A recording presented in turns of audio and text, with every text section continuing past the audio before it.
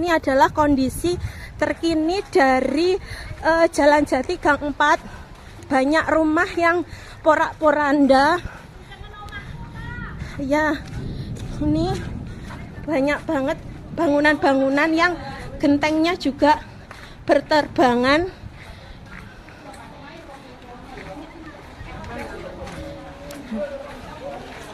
Ini beberapa rumah warga telah terjadi kerusakan. Puing-puingnya sampai juga berterbangan.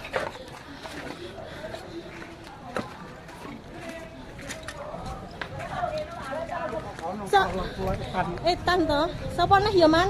Iki dikirim nang ndek kelurahan. Aku. Oke saiki. Iki HP-ne Mbak. Hah?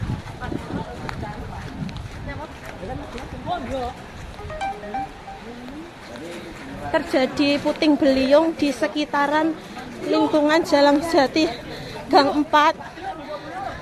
Hampir beberapa rumah warga telah mengalami kerusakan, termasuk juga di beberapa fasilitas umum juga musola. Sampai ngono iki. Ya Allah. Ayo. Ini mana ya Allah. Wah. Gendeng. Ya Allah. Ya lho mak Mbak Kutin bareng melorot kabeh gendenge. Wah, lha kayak gini Mbahmu teh sama nganu.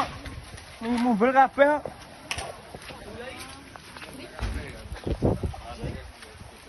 Ini mati-mati mobil kabeh. CCTV aneh, pagar.